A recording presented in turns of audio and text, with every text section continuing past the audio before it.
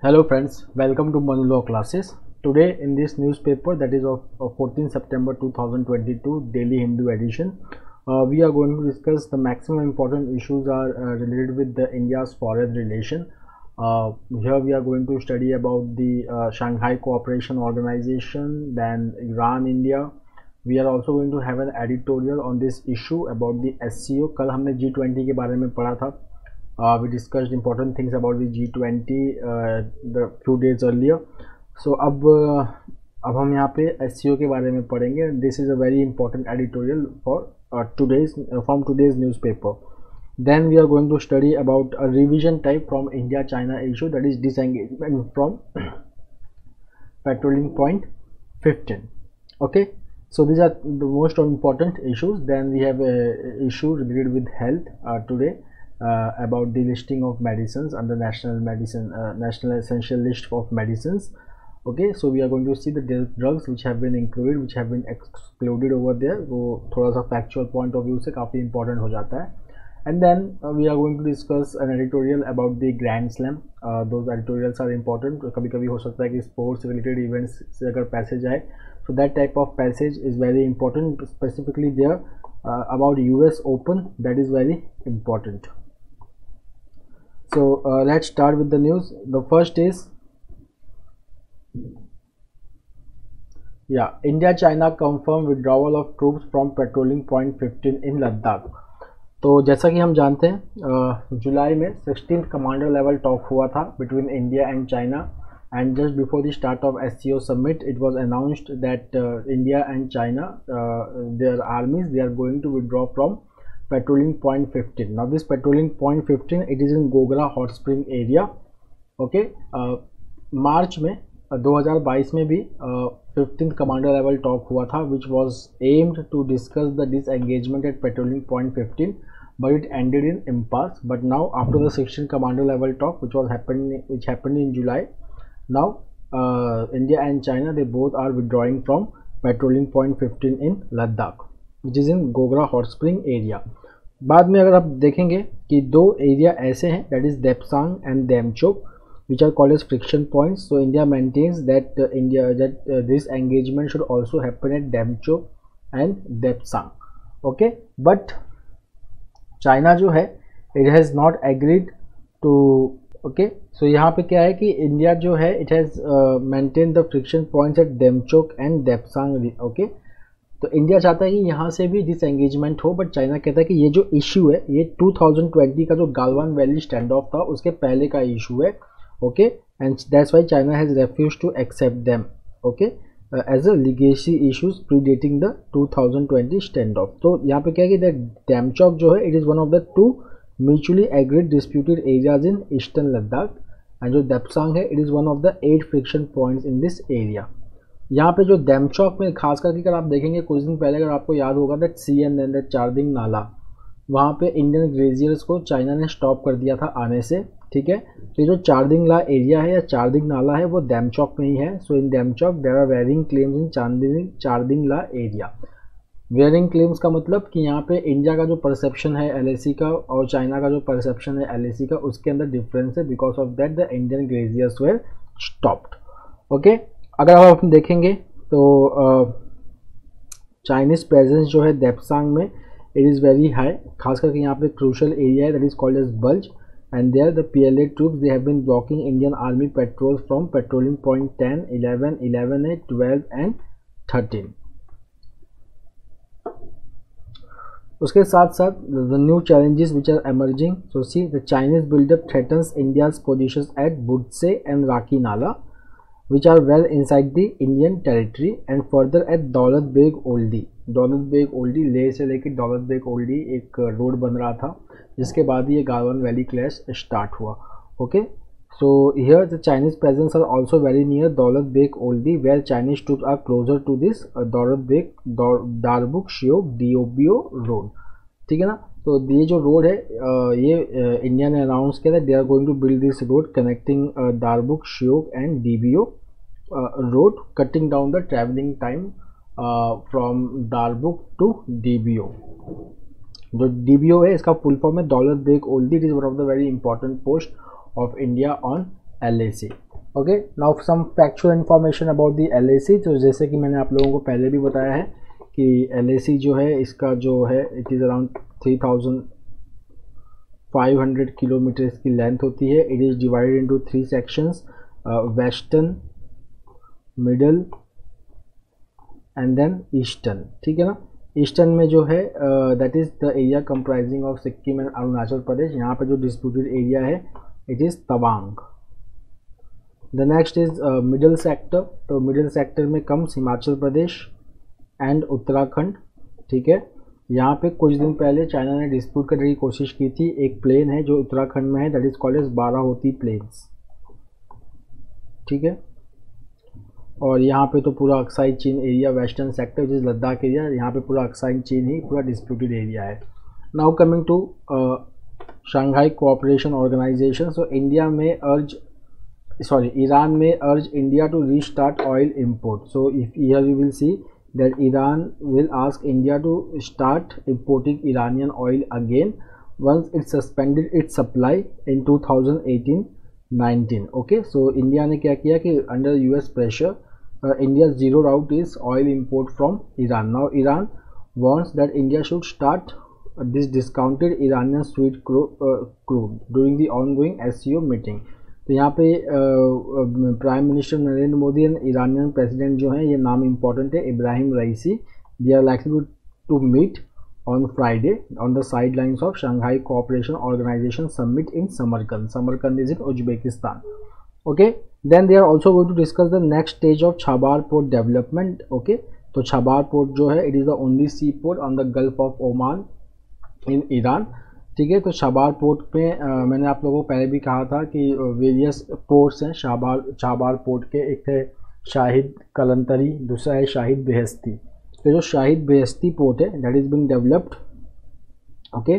जो टर्मिनल है it is run Shahid Beheshti terminal of Chabahar port that will be run by India and it is possible that it will be linked with international north south transport corridor.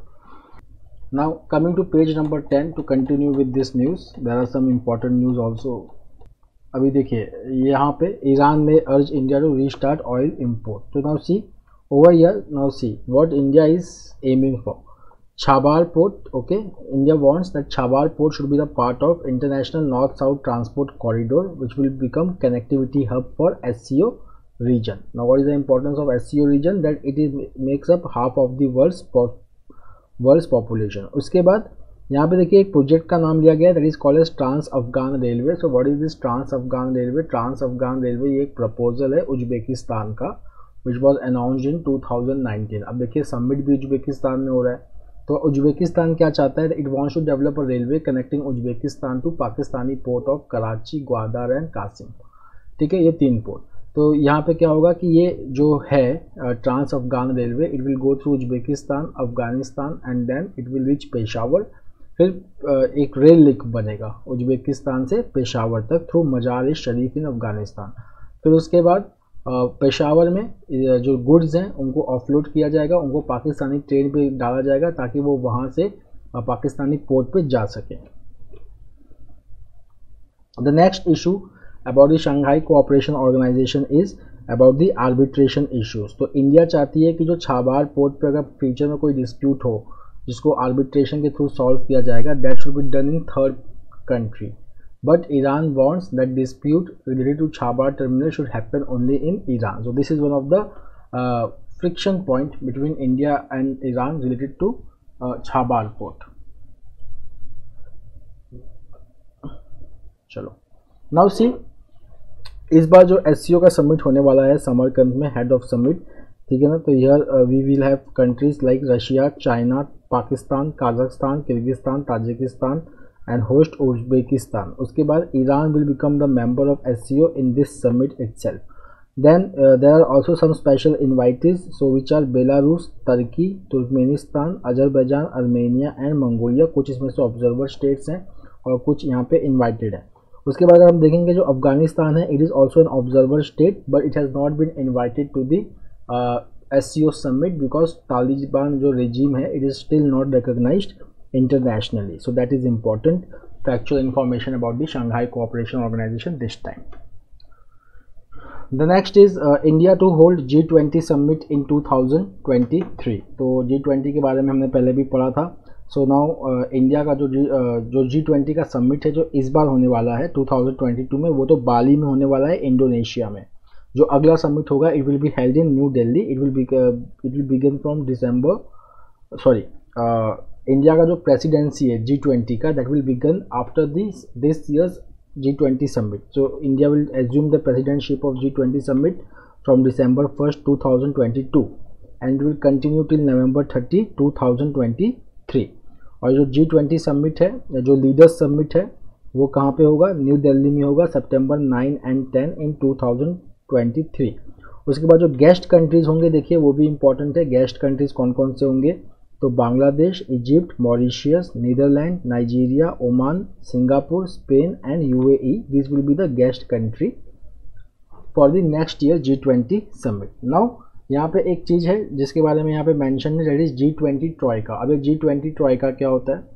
Now see, G20 troika means एक ऐसा group where you will have past president, ठीक है, then you will have present president and then you will have future president। okay, so past president last year 2021 में G20 summit it happened in Italy। this year it happened in India। okay, this year it is happening in Indonesia and next year it will happen in India। so for this year the G20 troika consists of Italy, Indonesia and India। but जब India president बनेगा, ठीक है ना, तब past president कौन हो जाएगा? Indonesia, present India and the future will be Brazil. So this will happen for the first time that the developing country, ठीक है ना, they are becoming the G20 troika. Okay, now some of the issues where India is going to focus. Okay, so it is women's empowerment, digital public infrastructure, health, agriculture, education, culture, tourism, climate financing, circular economy, global food security, energy security, green hydrogen, disaster risk reduction and fight against the economic crime and multilateral reforms. Now if you will just C G20, so it represents 85% of global GDP and 75% of international trade। फिर G20 में देखिए कौन कौन से countries हैं। It includes Argentina, Australia, Brazil, Canada, China, France, Germany, India, Indonesia, Italy, Japan, Republic of Korea, Mexico, Russia, Saudi Arabia, south Africa, Turkey, UK, US and the European union. अगर आप India के neighbourhood में देखेंगे तो India के neighbourhood में जो countries हैं वो इसमें सिर्फ एक चाइना ही है। बाकी अगर आप देखेंगे तो कोई कंट्री इसमें like Bangladesh you will not find, Sri Lanka you will not find, okay, even you will not find Pakistan also here. Fine, so it is basically a regional grouping। fine, so and here now for the first time in the newspaper this all G20 members have come, so it becomes very important। अगर आप quad members देखेंगे कि quad members कौन कौन से हैं इसमें, तो see you will see Australia is there, okay, India is there, then US is there and Japan is also there. तो क्वाड के सारे मेंबर्स इसके अंदर हैं, ठीक है। उसके बाद if you will see AUKUS, तो ऑकस के भी सारे मेंबर इसमें हैं, Australia, UK and US all are there. Fine, अच्छा, if you will just see the Asian countries, तो एशियन कंट्रीज में यू हैव इंडोनेशिया, ठीक है, या you just have Indonesia, that's all.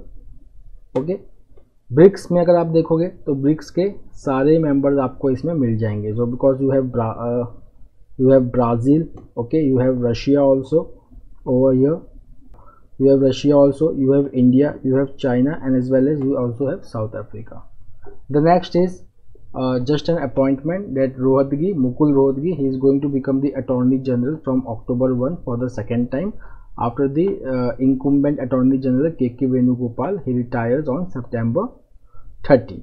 Okay, so Mr. Rohatgi, okay, he has already served as the 14th Attorney General of India, okay, when Narendra Modi government came to power in 2014. He served for 3 years till 2017. Again he went for private practice, and now again in 2022, okay, he will be Attorney General। The next is 384 drugs on essential medicine list. तो अगर आप देखेंगे कि जो the pricing of essential medicine जो होता है India में, it is regulated by national pharmaceutical pricing authority. Fine. तो यहाँ पे ऐसे हैं कि 26 ड्रग्स जो पहले इस लिस्ट के पार्ट थे, कौन से लिस्ट के, national list of essential medicine too, okay. अब वो जो लिस्ट है उसको अपडेट किया गया है by national pharmaceutical pricing authority. Now 26 drugs which includes gastrointestinal medicine, ranitidine, सब गैस की गोलियाँ हैं, then sucralfate, they all have been excluded from this list, okay. The total of 384 drugs have been retained in the list with addition of 34 new drugs. तो 34 new drugs add किए गए हैं और 26 drugs को हटाया गया है, okay. Now if you will just see the medicines, they have been categorized into 27 therapeutic categories. तो जो अब देखिए यहाँ पे factual information है, the first national list of essential medicines, it was compiled in 1996. And since then it has been revised for the 3 times, 2003, 2011 and 2015. उसके बाद 2022 में इसको फिर से रिवाइज किया गया है। उसके बाद जो ड्रग्स डिलीट किए गए हैं, दैट इज 26 ड्रग, उसमें ऐसे भी ड्रग्स हैं, ऐसे भी मेडिसिन हैं which are banned in India, okay. Now see some of the drugs which is included over here. तो देखिए the new list, it includes 4 drugs that are still under patent, that is bedaquiline and delamine, which are used for treating multi-drug resistant tuberculosis. Then dolutegravir, which is used for the treatment of HIV. Then daclazavir, which is used in treatment of viral infections such as hepatitis C. उसके बाद अगर आप देखेंगे COVID-19 के जितने भी drugs हैं, they have not been included in this list. Now अब देखिए यहाँ पे this paragraph is important. Now see the cardiovascular medicine dabigatran and tenecteplase, they are listed under NLEM। और जो ड्रग्स जो होते हैं NLEM में, they are included in this schedule category and their price is regulated by national pharmaceutical pricing authority. This is important. उसके बाद जो 3 important aspects हैं, that why the medicines they are included under NLEM. The primary purpose is to promote rational use of medicines based on 3 aspects, that is cost, safety and efficacy. The next is very important over here. तो जो एक children एक helpline था which was called as Childline 1098, okay, which was running from last 26 years.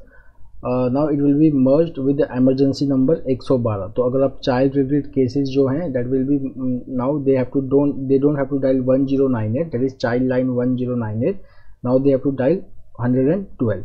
तो पहले अगर आप देखेंगे तो यहाँ पे जो चाइल्ड लाइन जो है, it is run as a private trust which is called as Child Line India Foundation, which is funded by Ministry of Women and Child Development. Now this was set up in 1996 as a project under Tata Institute of Social Science, and the child helpline now receives 80 lakh calls a year and has presence in 700 districts, मतलब universal presence. Now जो child line 1098 है, okay, ये emergency helpline number है, साथ साथ में it provides range of services which are required by children in need. अब यहाँ पे देखिए, जब 112 पे जब कॉल होगा तो वो कॉल कौन उठाएगा? Police, okay. सो यहाँ पे क्या होगा कि दैट वंस पुलिस टीम, पहले क्या होता था कि अगर पुलिस ने 112 पे कॉल रिसीव किया तो it will to be transfer to 1098। Now what will happen here that, अब अगर 1098 किसी ने अगर डायल किया, ठीक है ना, तो एक तो वो काम नहीं करेगा, उसको 112 डायल करना पड़ेगा, फाइन। अब ये जो कॉल है डायरेक्टली पुलिस को जाएगी। तो जो सिविल सर्विसेज और सिविल सोसाइटी के जो लोग हैं वो कह रहे हैं that with the police becoming the first responder to calls from children, there may be a drop in reporting of offense. The next is, now see this is the news in development. So Azerbaijan और Armenia का clash चलता ही रहता है। Now recently Armenia has said that 49 of its soldiers had been killed in the worst clash with Azerbaijan since their war 2 years ago. Okay, so यहाँ पे एक area है, उसको लेके थोड़ा सा डिस्प्यूट भी है, ठीक है ना, Nagorno Karabakh reason, and now they are fighting from the last 2 years, and now again Azerbaijan has attacked Armenia.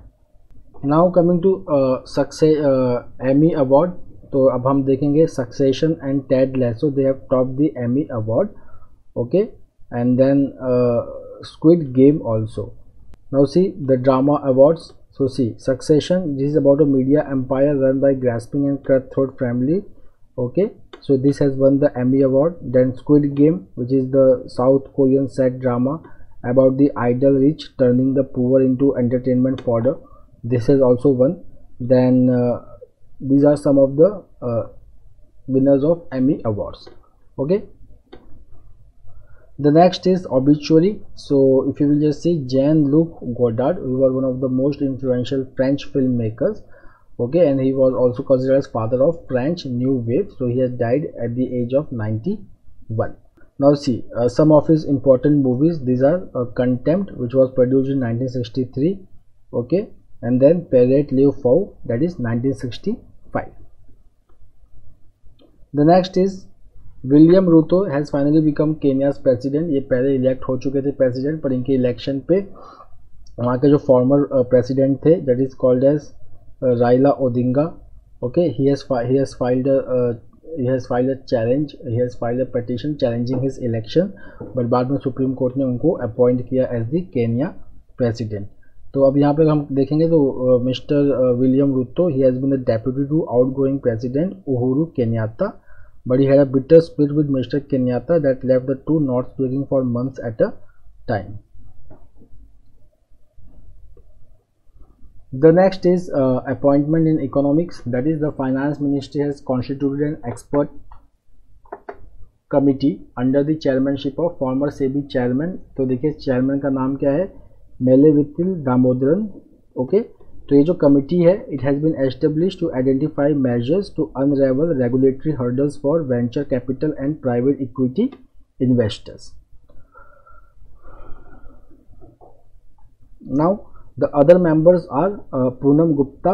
Okay, and then we have G Mahalingam. They have been drafted as its panel members along with former GST members of central board and indirect taxes and custom DP Nagendra Kumar. चलिए अब देखिए यहाँ पे GST council के बारे में बात आई है, that is a very vibrant institution. तो मैं आप लोगों को बस थोड़ा सा एक हल्का रिवीजन दे देता हूँ. जीएसटी काउंसिल सबसे पहले तो ये आर्टिकल 279A के अंदर एस्टेब्लिश हुआ है. It is a constitutional body. ठीक है, and GST itself it was introduced by 101st constitutional amendment act.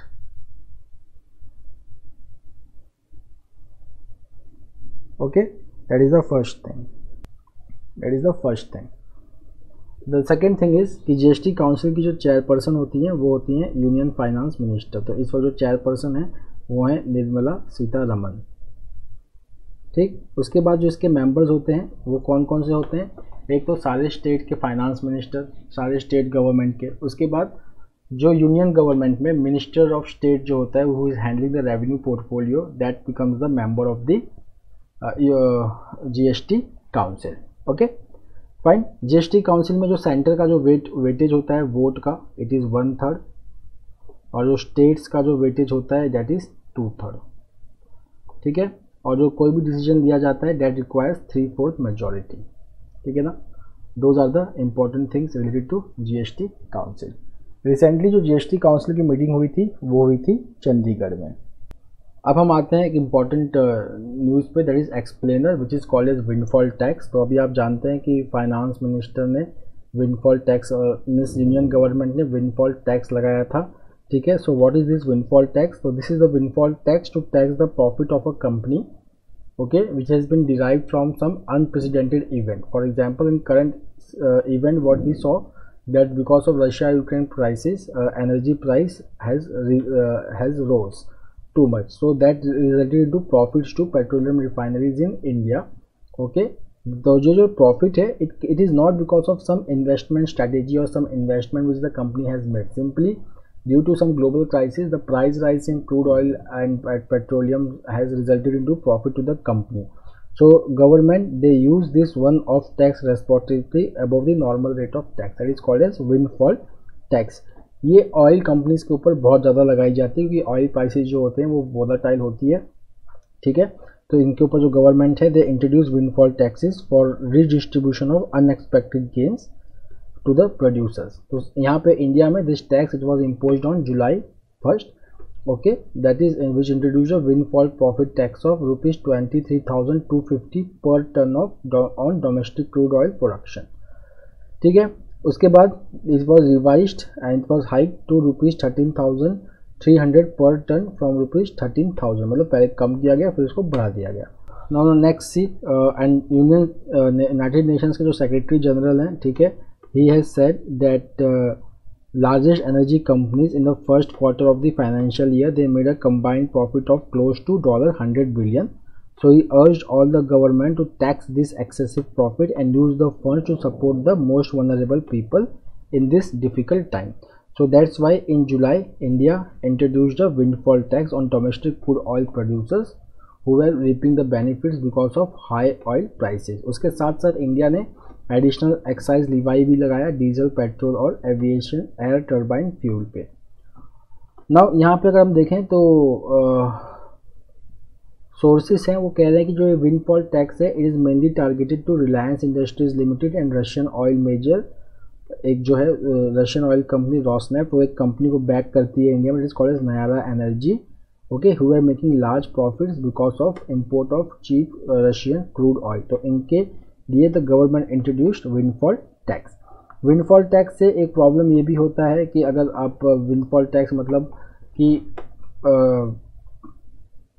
किसी भी सेक्टर में इन्वेस्ट करने के लिए टैक्स रिजीम का स्टेबल होना ज़रूरी है. बट अगर आप विंडफॉल टैक्स लगा रहे हो फिर वापस ले रहे हो तो उसको कहते हैं tax uncertainty which hampers the investment. Now Kerala is the largest producer of rubber in India.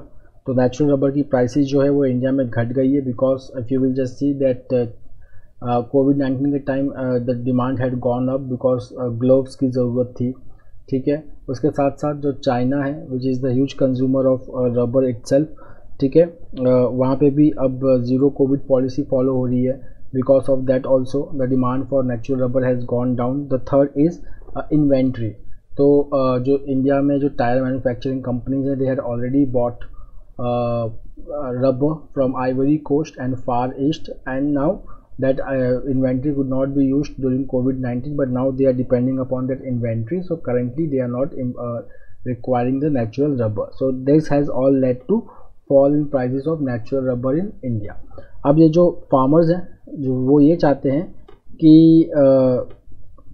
जो कंपनीज इंपोर्ट करती हैं रबर बाहर के देशों से, ठीक है ना, जो सस्ता मिलता है, उनके ऊपर एडिशनल एक्साइज ड्यूटी लगाया जाए ताकि जो नेचुरल रबर इंडिया में प्रोड्यूस होता है डेट उसका कॉस्ट और जो इम्पोर्टेड प्रोडक्ट है उसका कॉस्ट सेम हो जाए.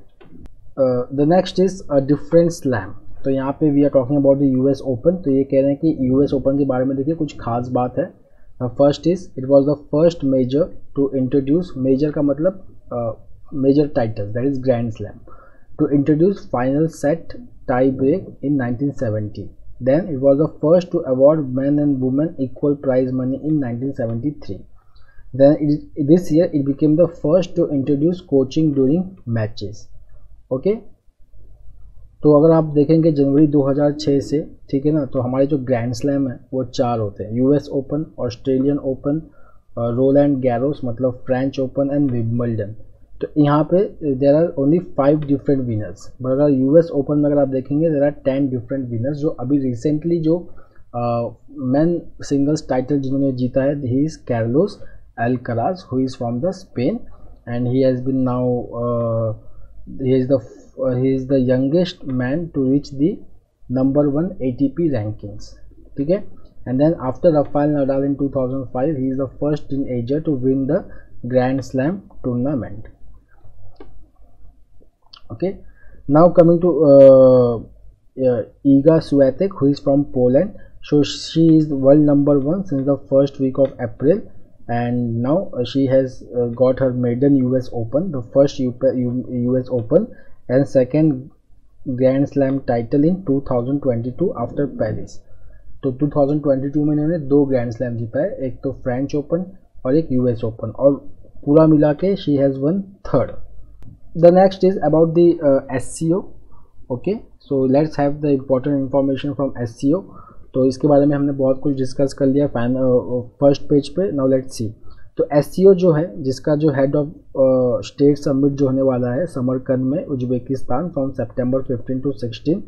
Okay, so over here Prime Minister Narendra Modi, he is going to participate, and then some of the issues which will be there to be discussed is COVID-19 pandemic, Russian war in Ukraine, the upcoming Chinese Party Congress, and floods in Pakistan. So these are the backgrounds under which the SCO summit is being held. Now जो Uzbekistan का जो SCO summit होगा, it will have a full house, that is 15 leaders, which will include 8 member states from 4 Central Asian states. तो ये जो 4 Central Asian states हैं उसमें you will find Kyrgyzstan, Kazakhstan, Tajikistan, okay, and Uzbekistan. Turkmenistan नहीं है SCO का member. Then you have China, India, Pakistan and Russia. तो इसमें से अगर आप देखोगे India and Pakistan, they became the member of SCO in 2017. उसके बाद we have observer states Belarus, Mongolia and Iran में become the full time member this year. Afghanistan is also an observer member, but इस बार उसको इन्वाइट नहीं किया गया है. उसके बाद जो गेस्ट कंट्रीज हैं वो 4 हैं. This is Armenia, Azerbaijan, Turkey and Turkmenistan. तो यहाँ पे जो है if you will just see कि अगर इंडिया का अगर आप देखोगे तो इंडिया अभी क्वाड का ऑफिशियल लेवल सबमिट करके आया है, फिर टोक्यो सबमिट हुआ था. Then India is also a part of I2U2. ठीक है, India is also part of BRICS. Then India is the member of Quad which consists of Australia, India, Japan, US, and then I2U2, that is India, Israel, US and UAE, and then Indo-Pacific Economic Framework. ठीक है, so here if you will just see that India का ये मतलब we are talking about multilateralism, multi alignment. India का एक policy था non alignment, ठीक है ना, बट अब इंडिया जो है वो नॉन अलाइनमेंट से मल्टी अलाइनमेंट देखिए कैसे हो रहा है. तो देखिए एक तरफ इंडिया वहाँ भी पार्टिसिपेट कर रहा है जहाँ पे रशिया, चाइना है, and India is participating there also where you have Japan, US, Australia etcetera. Then एक जगह पे देखो तो India is also participating in a Russian led Vostok army exercise along with China, and it also plans to host SCO RATS. RATS का full form है regional anti terror structure, okay, counter terror exercise. उसके साथ साथ अगर आप देखोगे तो Indian air force they are taking part in Australian multilateral exercise that is pitch black. उसके साथ Indian army and US they are going to plan Yudh Abhyas in Auli in Uttarakhand, okay, next month close to LAC. Fine, so this is called as multi alignment of India. Okay, उसके बाद अगर आप देखेंगे कि prime minister Modi वो एक ऐसे prime minister who has not attend the non alignment movement summit in his tenure. ठीक है, इनके अलावा जो एक प्राइम मिनिस्टर थे वो केयर टेकर प्राइम मिनिस्टर थे चरण सिंह, जिन्होंने नॉन अलाइनमेंट मूवमेंट को अटेंड नहीं किया था 1979 में, but he led India to SCO in 2017. Okay, तो यहाँ पे डेफिनेटली रशिया से रिलेटेड भी बातें होंगी. ओके, तो अगर आप देखेंगे तो इंडिया ने रशिया से कंटिन्यू किया है ऑयल इंपोर्ट करना in spite of western pressures. तो अगर आप देखेंगे कि जो इंडिया का जो रशियन ऑयल इंपोर्ट है it has increase from 0.66 million tons to 8.42 million ton in second quarter this year. Okay, उसके साथ साथ mister our India it wants to strengthen energy ties and wants to build on $16 billion investment Indian public sector units have made in Russian oil and gas fields. Then he will also be meeting with Xi Jinping. Okay, these leaders they met 18 times between 2014-19, but they have not spoken directly since Galwan Valley clash of 2020. तो इसको बहुत ज़्यादा बड़े ध्यान से देखा जाएगा that what these people are going to talk. यहाँ पे author it is using one analogy from the past कि जब डोकलाम इशू हुआ था 2017 में, जब डोकलाम इशू हुआ था तो वहाँ पे G20 की समिट थी हैम्बर्ग में. ठीक है, सो उस में बात करने के बाद a breakthrough was achieved, okay, and the Doklam issue was resolve. So here the thing is that Mr. Modi visited Xiamen for the BRICS summit 2 months later. And the similar trajectory में भी pursued leading to G20 summit in Bali. कि ऐसा भी हो सकता है कि जो डेमचौक और देशपांग पे जो अभी तक बातें नहीं हुई है, हो सकता है कि इस समिट के बाद उस पर कुछ चीज़ें समझ में आए. ठीक है, उसके बाद we have already discussed about Chabahar port, fine, which will be an important route for trade route for central Asia and Russia. Okay, so यहाँ पे देखिए ईरान जो है it has asked for support with above ground equipment and part to expand the rail line from Afghan border outpost to Turkmenistan which will be the shortest possible route of India. Fine, तो यहाँ पे ये भी हो सकता है कि that India जो है वो एक रेलवे कनेक्टिविटी प्रोजेक्ट जो है जो छाबार से निकलेगा उसका पार्ट नहीं है, but Iran has asked for the support. Fine, तो यहाँ पे India can work on this with Iran.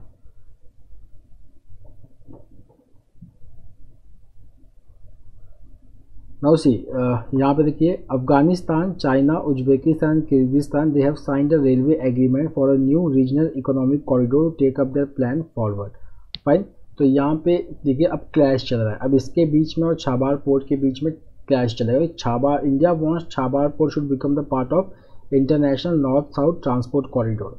अब इसको देखिए चाइना कैसे काउंटर कर रहा है। It has already signed a deal with Afghanistan, Uzbekistan and Kyrgyzstan to develop a regional economic corridor and connecting it forward to Gwadar. चलिए, the next is about Iran. तो अगर आप यहाँ पे देखेंगे which we have already discussed that in 2019 India suspended its oil import because of US pressure, but यहाँ पे अगर joint comprehensive plan of action nuclear agreement which is also called as nuclear Iran nuclear agreement, अगर ये finalise हो जाता है then it will ease the oil relationship, oil imports from Iran. Okay, now coming to Pakistan. ठीक है, अब पाकिस्तान में क्या है कि we are already going to the phase of frozen relationship. 2019 के बाद से there was no trade, fine, after the article 372 जो न्यू दिल्ली ने जो रिवर्स कर दिया था आर्टिकल 370 को। ओके, बट यहाँ पे अगर आप देखेंगे जो Pakistan which is reeling under a monster monsoon, तो अब वहाँ पे क्या हो रहा है कि वहाँ के जो फाइनेंस मिनिस्टर हैं here agreed to start trade with India for certain goods and products. Okay, so this can be the likely outcome at the SCO summit. Okay, so that's all for today. We will meet tomorrow again with a daily Hindu analysis. Till then, have a nice time. Take care. Thank you.